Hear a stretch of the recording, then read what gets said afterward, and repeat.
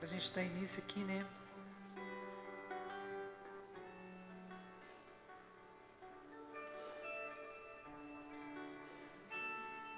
Amém? Fiel é Deus, pelo qual fostes chamados à comunhão de seu Filho Jesus Cristo, nosso Senhor. Rogo-vos, irmãos, pelo nome de nosso Senhor Jesus Cristo, que faleis todos a mesma coisa e que não haja entre vós divisões. Antes sejais inteiramente unidos, na mesma disposição mental e no mesmo parecer. Amém? Qual que é este mesmo parecer? Um parecer de louvor ao Senhor, de adoração. Um parecer de que todos realmente amam o Senhor, de que confiam no Senhor. A Bíblia diz que os que confiam no Senhor são como os montes de Sião, que não se abalam, mas permanecem para sempre. E nós queremos estar assim, firmes no Senhor ainda que os montes rujam, ainda que as águas, ainda que problemas estejam ao nosso redor, nós confiamos no Senhor. E nós deixamos nele a nossa confiança. Nós depositamos nele a nossa confiança, não no homem, não no pastor, não em pessoas, mas no Senhor Jesus Cristo, nosso sumo pastor, aquele que conhece cada uma das nossas necessidades e é capaz de suprir todas elas. Amém? Pai, nós te louvamos por este momento, Senhor. Um momento tão especial que o Senhor nos concede de juntos, unidos aqui, como diz a tua palavra, tendo o mesmo parecer. A tua palavra sempre leva o povo a se congregar, Pai. Sempre convida as pessoas a estarem juntas, unidas, orando, adorando o teu nome, Senhor. E nós queremos estar aqui nesta noite para adorar a ti, Senhor, para render louvores a ti, para que o teu nome seja exaltado. Deus, em nome de Jesus, dê-nos o mesmo coração, Senhor, um coração disposto a te adorar, Senhor. Senhor, que o nosso louvor seja realmente algo que chega até o teu trono de graça, porque flui do íntimo do nosso ser, Pai. Em nome do Senhor Jesus, nos abençoe nesta noite. Senhor, derrame a tua glória sobre as nossas vidas, derrame a tua graça sobre nós, em nome do Senhor Jesus. Amém.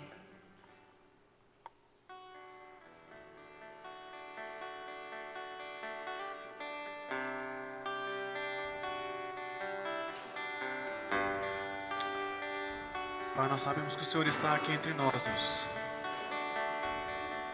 Estamos aqui para te adorar, Jesus. Santo, santo, santo.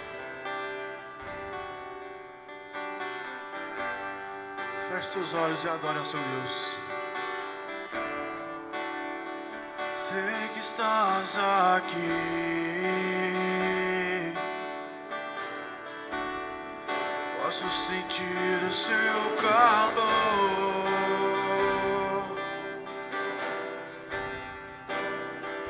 Vem me envolver,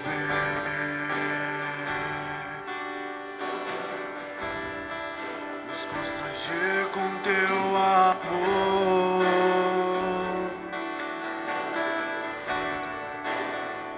Sei que estás aqui.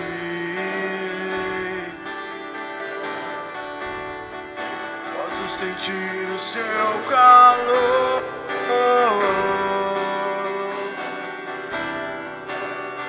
Vem me envolver,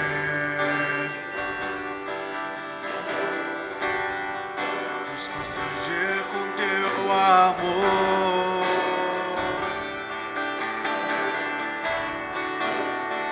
Filho de Davi,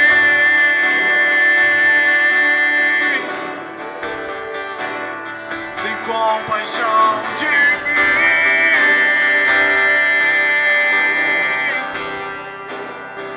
Toca nos meus olhos,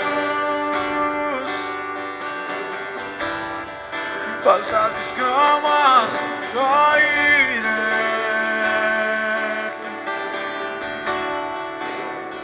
Filho de Davi,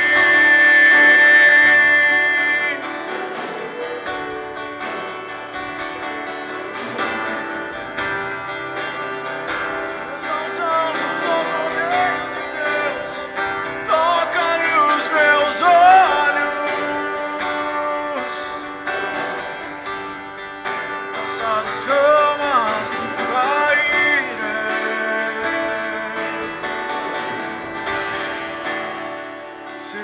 estás aqui.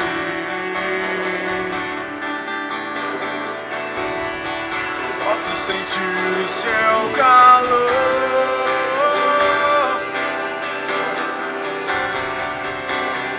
Vem me envolver.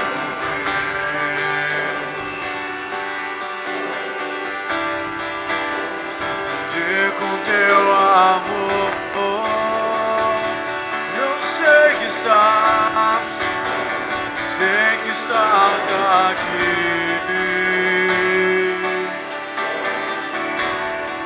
Posso sentir o seu calor.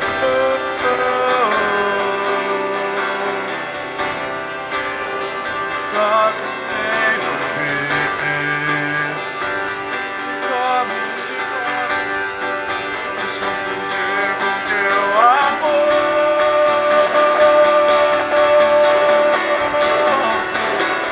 Filho de Davi.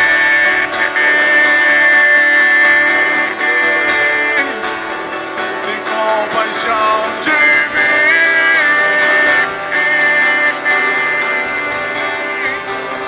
Toca nos meus olhos.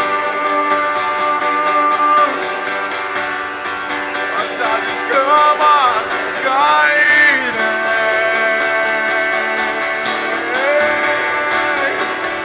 Filho de Davi.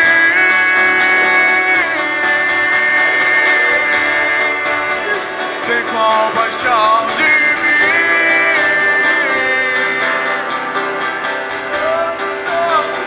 Toca nos meus olhos. Eu quero te ver. Eu quero te ver. Eu quero te ver.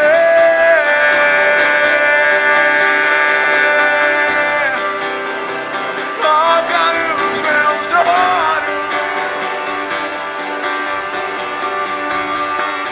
Pois queremos te ver, te ver. Eu quero te ver.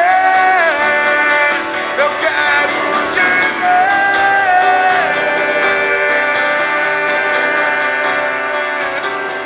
Toca nos meus olhos. Basta as escamas caírem.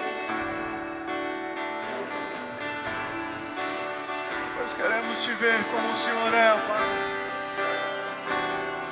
Não queremos enxergar a sua palavra como nós imaginamos, Deus, mas o que está escrito nela, Pai. Queremos conhecer verdadeiramente a sua face, Deus. Eu quero te ver.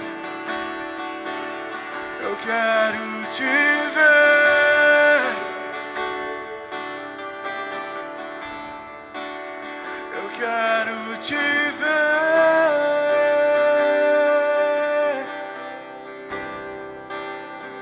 Toca nos meus olhos. Basta as escamas caírem.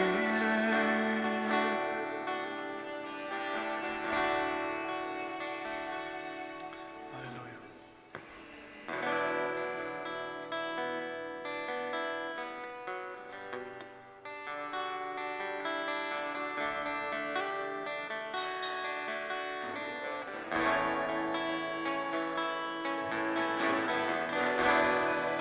Nós chamamos Jesus. Não há sensação ou prazer que possa descrever estar em sua presença, Pai. É incrível, Deus, estar em Ti, ó Pai. Santo, santo, santo, santo, santo.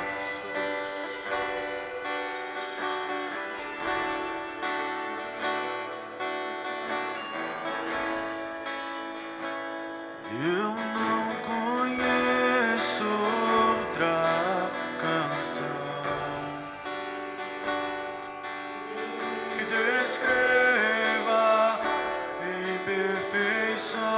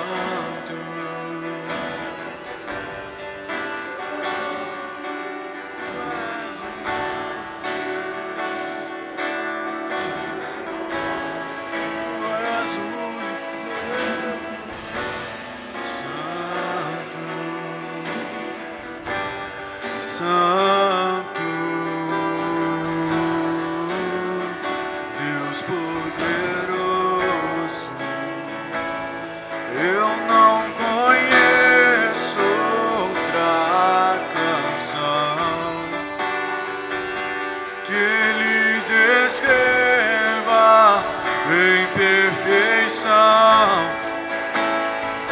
Eu não conheço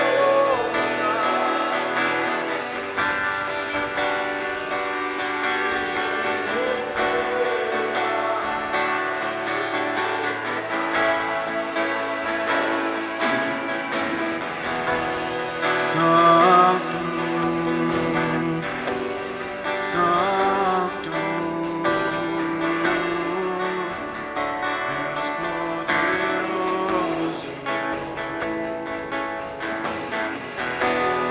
Santo, Santo, Deus poderoso.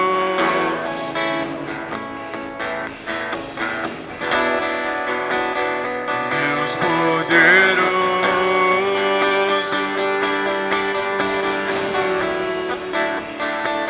Deus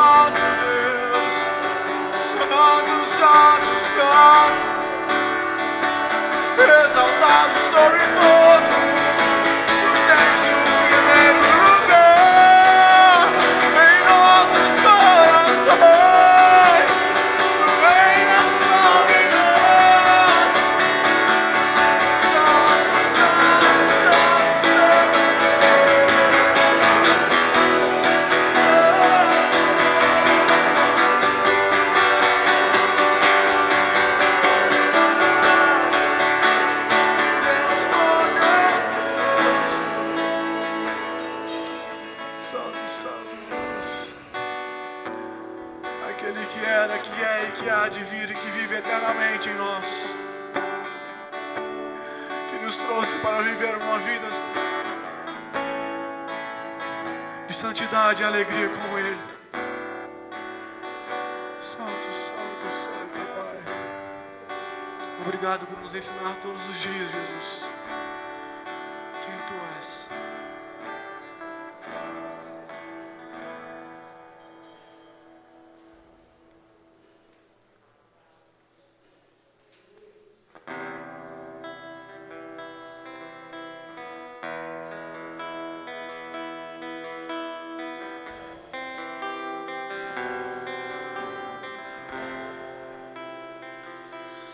Ele abriu mão de sua glória, sangrou no madeiro por mim, me conectou, salvou, curou.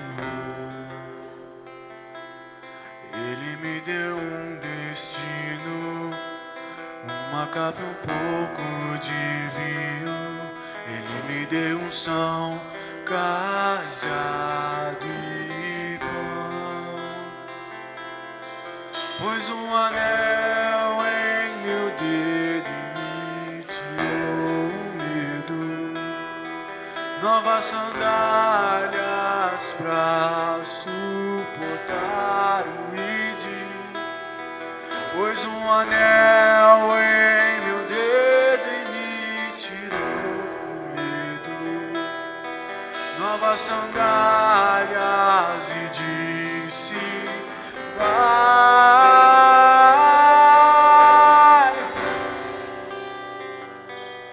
E eu me despedi dos meus pais. Eu queimei minhas carroças e eu afundei meus barcos no cais.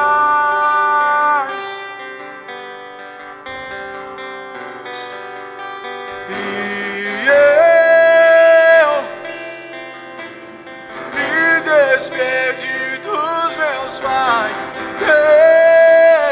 Eu queimei minhas carroças e eu afundei meus barcos no cais.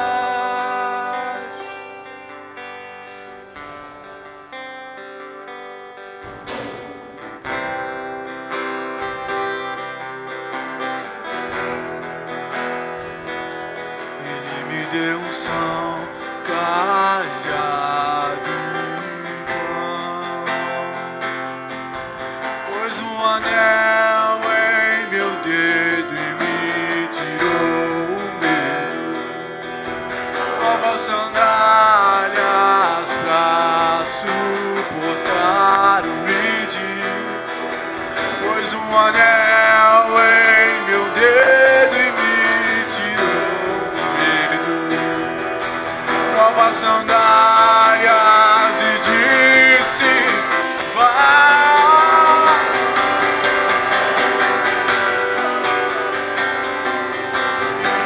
E eu me despedi dos meus pais.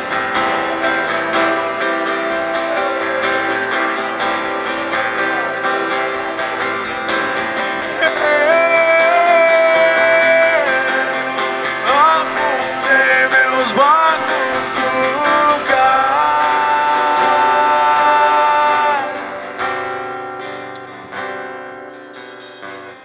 Pra onde eu irei se eu não tenho pra onde voltar? Só tenho você, Deus. Pra onde eu irei? Tu és o único caminho, Pai. Palavra de vida eterna. Pra onde eu irei se eu não tenho pra onde voltar? Só tenho você, Deus. Palavra de vida eterna. Pra onde eu irei se eu não tenho pra onde voltar? Só tenho você.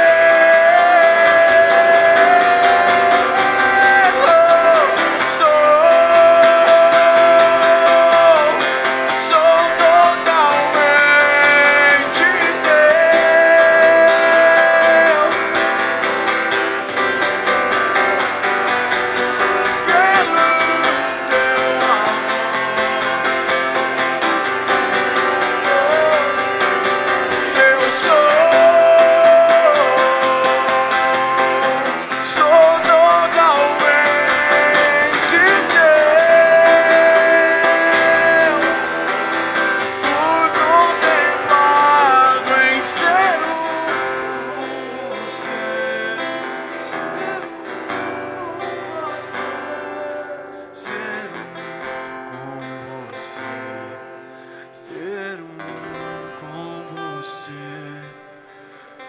Jesus.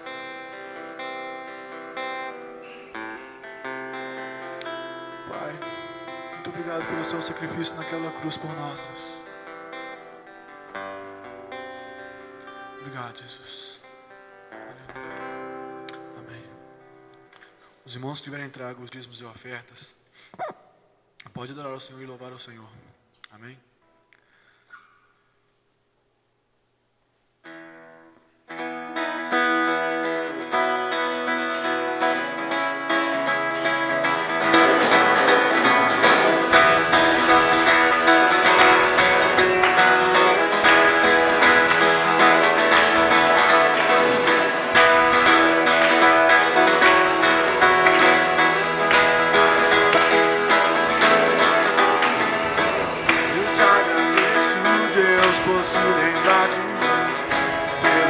Favor e o que me faz crescer.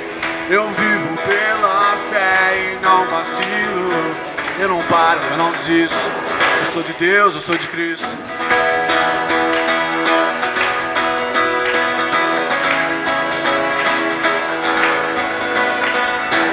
Eu te agradeço, Deus, por se lembrar de mim. E pelo teu favor e o que me faz crescer.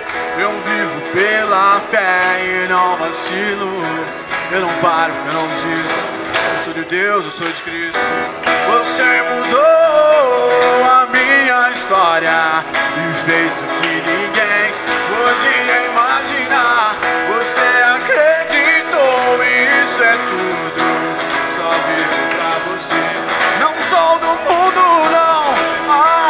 A glória, a força e o louvor a Deus e o levantar das minhas mãos é pra dizer.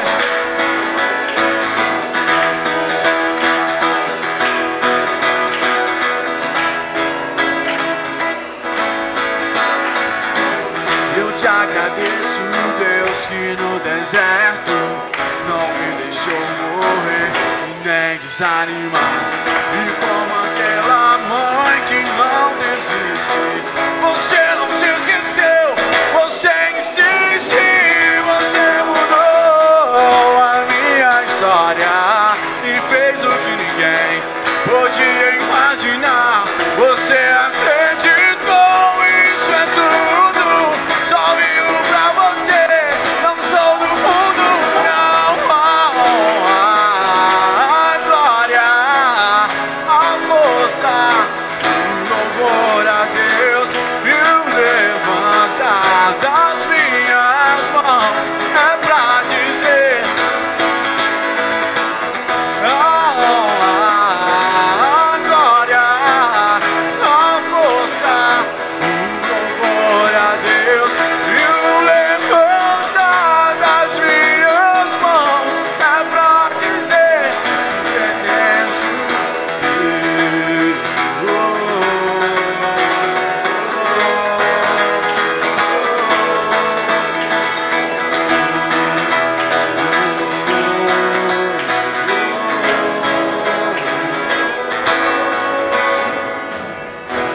Aleluia.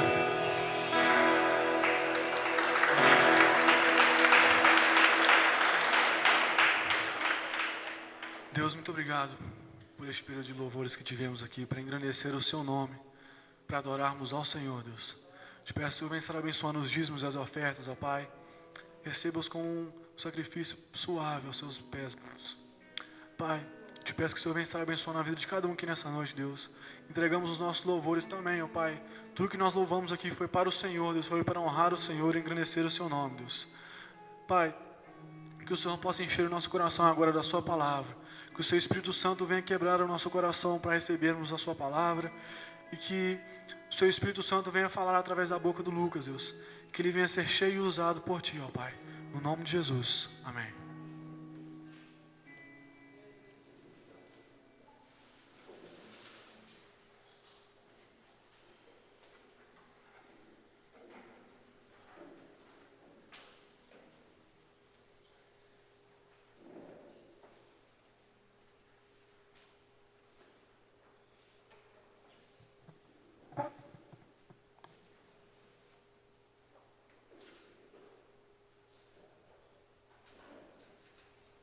Glória a Deus.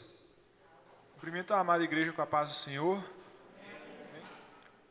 Eu recebo a oração que foi feita sobre a minha vida e eu espero que o Espírito Santo possa estar revelando no coração de cada um o que ele tem para falar nessa noite. Vamos abrir nossas Bíblias em Hebreus 7. Vamos ler do versículo 25 até o 28.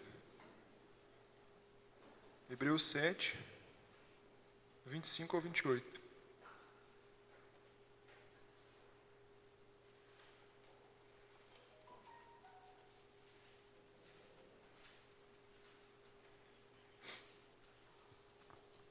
A palavra do Senhor ela é viva, ela é eficaz, e é através dela que Ele opera a transformação da nossa vida. Ele poderia ter escolhido várias outras formas para nos transformar, várias outras formas para nos instruir, mas Ele escolheu colocar o Espírito Santo como o nosso companheiro e a palavra como a nossa fonte de instrução. E a instrução dessa noite fala o seguinte, concluindo, é do Hebreus 7, do 25 até o 28. Concluindo, ele é poderoso para salvar definitivamente aqueles que por intermédio dele se achegam a Deus, pois vive para sempre para interceder por eles. Certamente, estávamos necessitados de um sacerdote como este, santo, inculpável, puro, apartado dos pecadores e exaltado acima dos céus. Diferentemente dos outros sumos sacerdotes, ele não precisa oferecer sacrifícios dia após dia que oferecem primeiro por seus próprios pecados e somente depois pelos pecados do povo, porque no momento em que ofereceu a si mesmo, realizou esse sacrifício de uma vez por todas. Porquanto a lei designa sumo sacerdote a homens que têm fraquezas, mas o juramento que veio depois da lei estabelece por toda a eternidade o Filho que foi aperfeiçoado.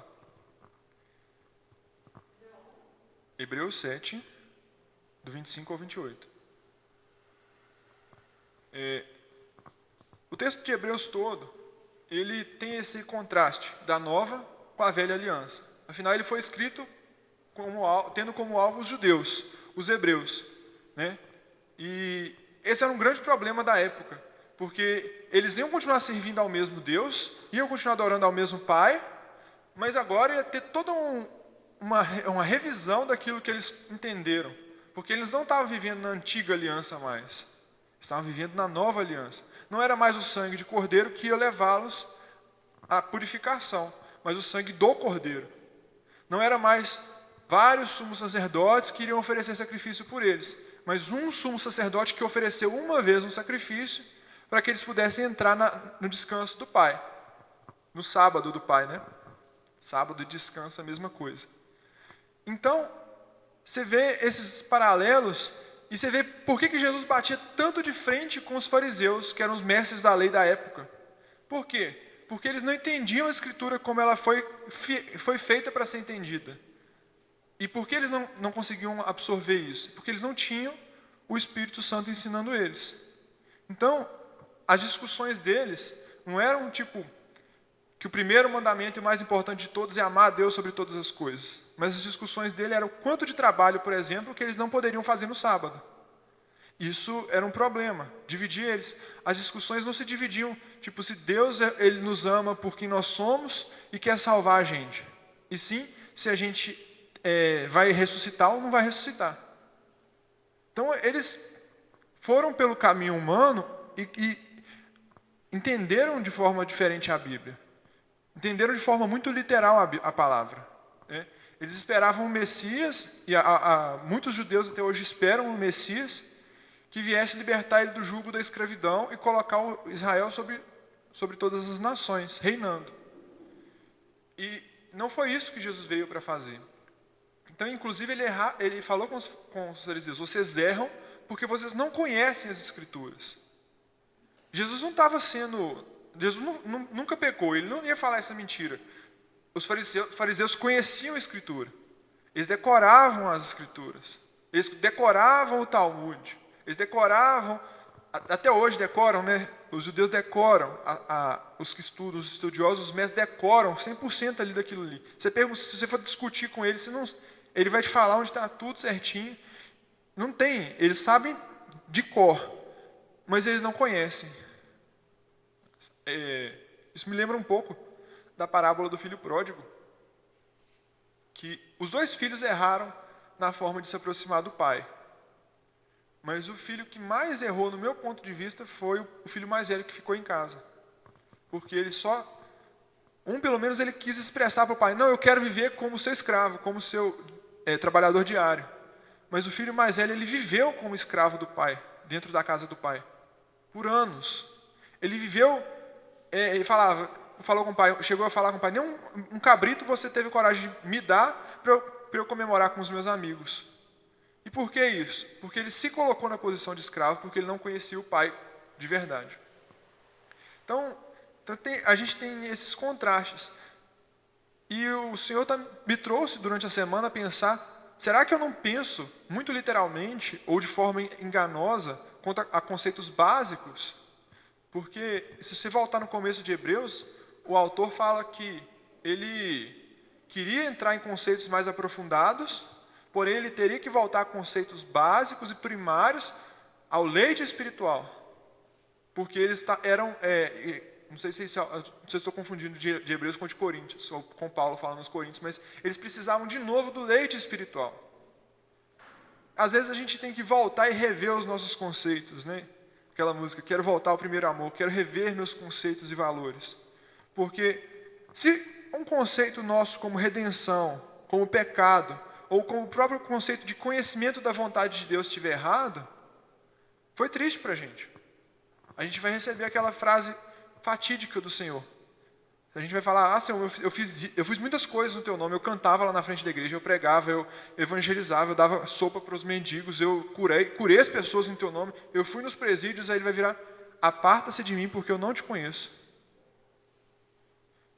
E então, como que a gente faz para se apresentar diante de Deus com honestidade? Sabe? Isso ficou na minha cabeça. O erro dos fariseus era não receber a verdade por causa de um conflito pessoal com as implicações que a verdade traria. Muitos deles creram na mensagem que Jesus trouxe, mas as implicações que aquilo ia trazer para o status social e para a aparência foram maiores do que as implicações do que o próprio evangelho para eles. Eles desejavam mais a glória dos homens do que a glória de Deus. E a gente fala mal dos fariseus e dos hipócritas, né? Mas quantas vezes a gente não é hipócrita? E não deseja mais a glória dos homens do que a glória de Deus. Eu gostaria de falar um pouco sobre pecado nesse sentido, porque eu quero falar um pouco sobre o que é pecado e como ser perdoado de um pecado. É um conceito básico que a gente aprende quando a gente está sendo evangelizado, mas muitas vezes a gente esquece e põe de lado isso. Ou então, vamos supor, uma pessoa que pede perdão de um pecado para Deus, mas ainda continua sentindo culpa e remorso por causa daquele pecado, ela não aceitou o perdão de Deus daquilo na vida dela. Então ela não recebeu o perdão completo. Por mais que Deus liberou o perdão completo para ela. Sabe? Ou então uma pessoa que não acha que aquilo é pecado mais. Eu vou fazer isso aqui, não é errado mais não. E antes era, e está na Bíblia que é pecado, e aí a pessoa faz aquilo sabendo que é pecado. Não, mas Deus é graça, Deus é todo amor. Ele perdoa. Então eu quero falar um pouco sobre esses dois extremos do pecado que nos levam a agir na nossa natureza pecaminosa, na nossa natureza carnal, a natureza de Adão. Quando Adão, ele peca, ele, além de cometer o erro, ele ainda continuou insistindo no erro com orgulho e um pouco de negação. A negação foi quando ele se cobriu com folhas de figueira. Na verdade, a negação foi quando ele se escondeu de Deus. Por que ele se escondeu de Deus? Eu vou me esconder de Deus, porque se Deus não vê, Deus não sabe que eu pequei. Isso tem muito encarnado na gente, é agarrado na gente, porque a gente é descendente de Adão. O que os olhos não veem, o coração não sente. Eu posso fazer isso aqui, que se fulano não souber que eu estou falando mal dele, não tem problema. Se eu estiver entrando nessa confusão aqui, nessa roda dos escarnecedores aqui, e ninguém da igreja vê, não tem problema. É o que está no meu quarto, em oculto, o que eu faço dentro da minha casa, e ninguém sabe, não tem problema. Ninguém tem que tomar conta da minha vida mesmo. É uma forma de negação. Porque tem problema, Deus não é cego, Deus está vendo o seu pecado. De novo, conceitos básicos, né? Tem uma musiquinha que eles cantavam pra gente na escola dominical. Cuidado do olhinho que vê, mãozinha no que pega, pezinho onde pisa. O Senhor do céu está olhando para você. O Senhor está com os olhos constantes olhando para nós. Não que Ele está esperando que você peque, desejando que você peque para se separar de você. Mas Ele não consegue tirar os olhos de nós porque nós somos filhos amados dEle. Amém? E aí, Adão, ele se esconde em negação e depois ele traz à tona todo o orgulho dele e se auto-justifica perante o Senhor. Ele tenta fazer uma medida provisória ali para esconder a verdadeira natureza dele, que ele era nu. Isso significa na palavra, quando está falando de nudez, está falando de verdadeira natureza. Quem te conhece nu, te conhece intimamente. Provavelmente sua mãe, talvez familiar ali de casa, sua esposa, seu médico no máximo. Mesmo assim, não é diferente a forma como você vai se apresentar. Quem conhece você despido? E aí a gente usa isso muito como uma metáfora para quem conhece você sem as suas máscaras.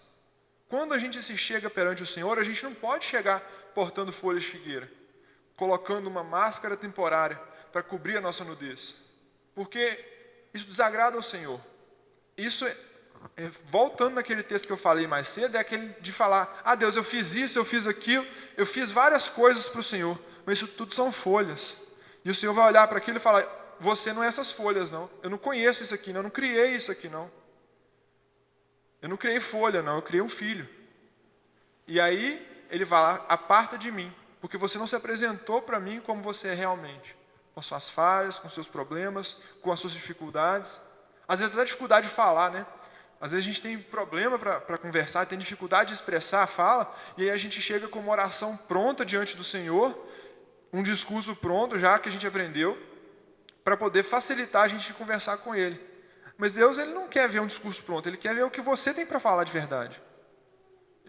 A gente desce a lei nos católicos por causa disso, né? Porque eles rezam, mas às vezes a gente reza também. Quantas vezes antes de dormir eu não fiz aquela oração, Senhor, me perdoe todos os meus pecados, amém, boa noite. Ou então alguma coisa assim. Aquela oração que sua mãe te ensinou a orar antes da comida ou antes de dormir. E o Senhor, Ele quer mais do que isso da gente. Ele quer que você se apresente de verdade na presença dEle. Outra coisa que Adão fez, do alto do seu orgulho, foi jogar a culpa em Eva e no próprio Deus. Ele não falou só, a mulher me fez pecar. Ele falou, a mulher que você me deu. A culpa é dela e sua, Deus, que eu pequei. Quantas vezes a gente não transfere a culpa? Quantas vezes eu não transferi a culpa das minhas ações para outra pessoa? E Deus, Ele não deseja isso, Ele não aceita isso. Tem um outro exemplo bíblico muito, muito parecido com o de Adão. Na verdade, muitos exemplos bíblicos parecidos com o de Adão, que é um padrão que se repete na Bíblia. Mas o que eu queria falar era o de Judas. Judas, ele traiu Jesus, pecou. Vendeu Jesus por 30 moedas de prata. Porque ele tinha os motivos dele. Não vou entrar nesse quesito dos motivos de Judas. Mas Judas, ele virou e falou, depois que eles levaram Jesus, ele virou e falou, pequei, eu traí o sangue do Filho de Deus, ele é o Filho de Deus, eu traí ele. Eu achei que ele ia fazer alguma coisa, não fez nada. E aí, ele vai e tenta devolver aquelas 30 moedas no ato de justiça própria, e eles não aceitam aquelas moedas, e ele vai e atira aquelas moedas no chão, no ato de justiça própria, tipo, rejeitando o que ele tinha feito, tentando se justificar pelo que tinha feito. E no último ato de orgulho e justiça própria, ele foi lá e se autopuniu com a pena máxima e a pena capital, que foi o suicídio, que foi a morte. Ele se delegou à pena de morte. Muito similar à situação de Judas foi a situação de Pedro, que traiu Jesus por 3 vezes, tendo sido avisado pelo próprio Jesus, assim como Judas tinha sido avisado. Mas Pedro, ele caiu em si e chorou amargamente. E o que Jesus queria para Pedro? Quando a gente vê Jesus conversando com Pedro, Pedro, você me ama? Aí ele disse, Senhor, eu te amo. Pedro, você me ama? Eu te amo. 3 vezes de novo também. Jesus, ele não virou, então, agora que eu entendi que você se arrependeu mesmo, agora você vai ajoelhar no caroço de milho. Não, Jesus virou para Pedro e falou, então apacenta as minhas ovelhas. Jesus queria que Pedro frutificasse, que Pedro recebesse o perdão e fosse viver a vida dele. A vida que Jesus tinha preparado para ele. Que ele fosse ser um ser humano completo na presença do Senhor. Ele não queria que Pedro fosse sofrer pelo pecado dele. Esse é o erro com o autoflagelo, né? Você se chicotear ou você ajoelhar num caroço de milho para poder compensar um pecado. O Senhor não quer isso. Outra pessoa também que muitas vezes na Bíblia a gente vê várias vezes a pessoa caindo e se arrependendo, e a palavra chama essa pessoa de homem segundo o coração de Deus. Alguém sabe quem é? Davi. Davi era um homem segundo o coração de Deus. Isso quer dizer que ele era perfeito? Não. Mas quer dizer que ele se arrependia do seu pecado, ia lá, se humilhava e se mostrava na presença de Deus. E Davi ele tinha uma mentalidade ele entendia tanto e conhecia tanto o Senhor, que ele virava e falava: Senhor, o Senhor não se agrada de sacrifício. O Senhor, senão eu daria tudo de sacrifício para o Senhor. O Senhor se agrada de um coração contrito e quebrantado. O Senhor me deu um corpo para te adorar. Não me deu um boi para te adorar. Davi entendia essa mentalidade, ele foi chamado um homem segundo o coração de Deus. Samuel entendia essa mentalidade, Samuel foi chamado um homem segundo o coração e a mente de Deus.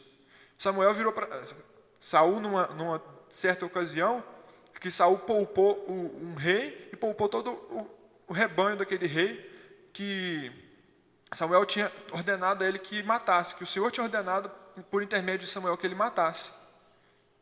E aí, quando Samuel chega para Saul e pergunta, Saul fala: não, eu poupei a melhor parte dos rebanhos para poder sacrificar para o Senhor. Aí Samuel vira e fala: obediência é muito melhor do que o sacrifício. O Senhor não estava atrás de sacrifício, ele fez isso, desembanhou a espada e matou o rei daquele povo. Porque o Senhor queria ver obediência no coração de Saul. Ele não queria ver um ego inflado, ele não queria ver o orgulho de Saul, ele não queria ver folhas na vida de Saul, ele queria ver Saul como era Saul mesmo, sabe? Vamos abrir em Tiago 3, do 13 ao 18.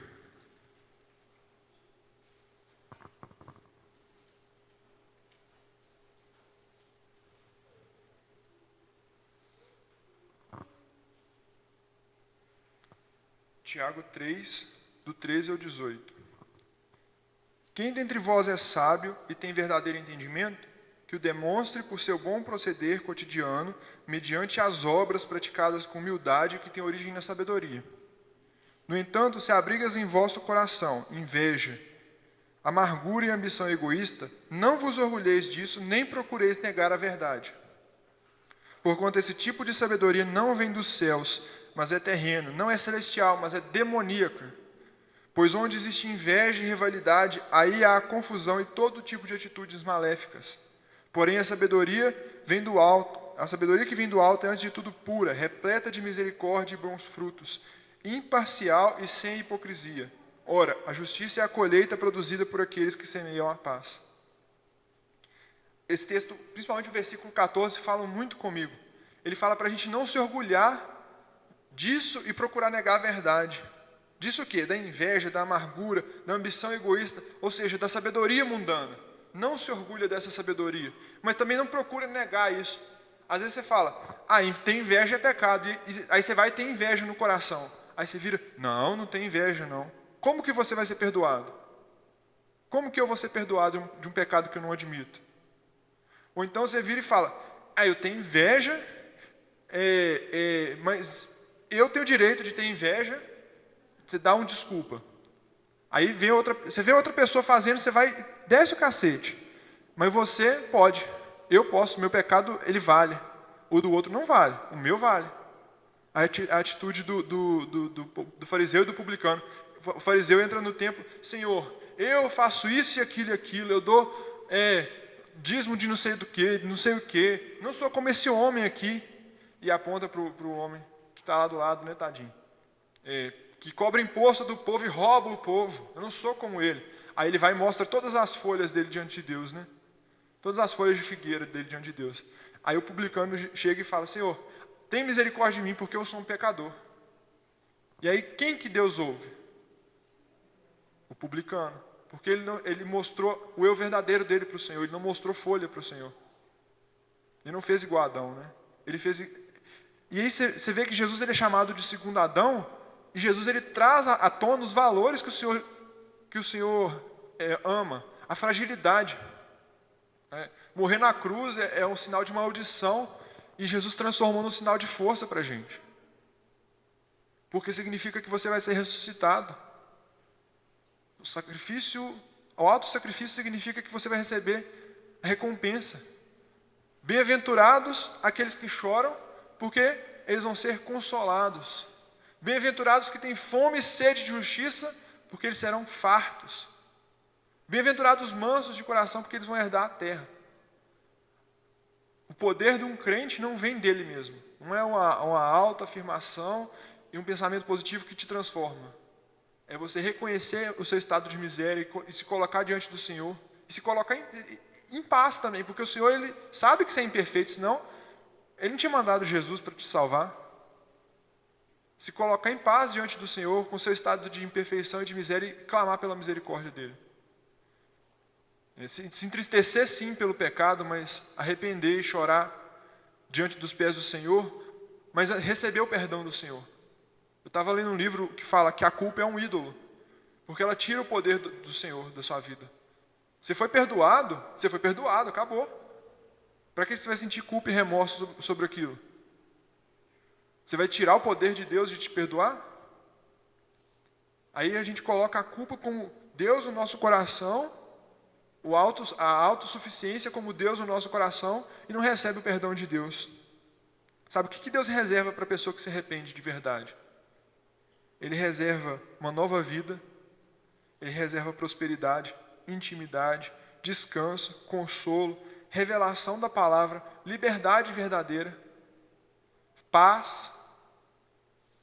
O Senhor reserva tudo isso, não pelos seus méritos, mas porque Ele é bom, porque Ele dá boas dádivas aos filhos dele. O Felipe leu ontem um texto de João 8, que fala que o escravo ele não permanece para sempre na casa do pai, mas o filho sim. O filho pródigo ele se arrependeu dos atos dele e foi reconhecido como filho. Enquanto o outro filho não se reconheceu como filho, né, também. E o outro filho não se arrependeu dos seus atos e se mostrou as folhas dele para o pai, as folhas de figueira dele para o pai. E no final ele acabou vivendo como... Até o ponto que a gente tem da história, ele viveu como escravo.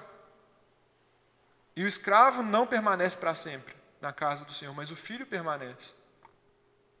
A gente tem vida eterna por causa disso. Então, se você reconhecer o pecado e se arrepender dele, você tem a libertação do pecado. E a gente precisa conhecer o que é pecado através da palavra. Por isso que a palavra nos purifica. Tiago fala que um homem que lê a Bíblia e esquece, é um homem que olhou o espelho e esqueceu de como que ele mesmo era a aparência dele. Por quê? Porque a Bíblia ela te mostra os seus erros. Ela é um espelho para a sua alma. E a gente descobre o que é pecado, o que é certo, o que é errado aqui, para a gente poder remover, para a gente poder se arrepender deles. Aceitar o perdão de Deus é crer nele e na sua palavra.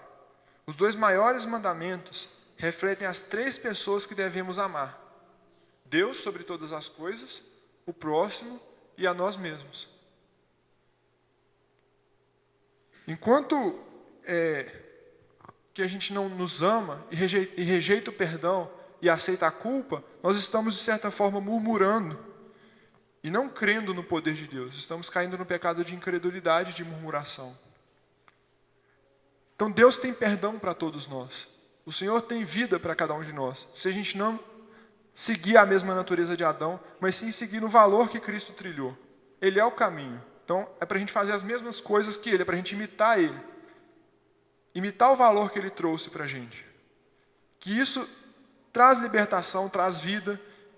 E aceitar isso integralmente, se mostrar na presença do Senhor sem disfarce, ou sem negação, sem esconder atrás de alguma coisa, é o que leva a gente para a salvação e para a vitória.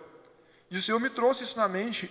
Eu não sei qual a razão que o Espírito tinha para falar isso, de que o pecado existe, que a gente tem que reconhecer ele para ser liberto, e que o Senhor, Ele valoriza a nossa honestidade mais do que os nossos sacrifícios. ele valoriza, Paulo fala que ele se gloriaria nas suas próprias fraquezas. E a gente vive numa sociedade de conforto, numa sociedade de aparência, em que quando a gente mostra o que é bom, ou então a gente foge do que nos atrapalha, que a gente está bem. Mas essa é uma sociedade baseada nos padrões do homem carnal, dos padrões de Adão, e não nos padrões de Jesus. Jesus fala que para a gente tomar nossa cruz e seguir Ele dia após dia. Então é isso que eu queria trazer para a igreja hoje. Eu espero que o Espírito Santo possa falar no coração de cada um a mensagem que ele tinha para trazer. Amém?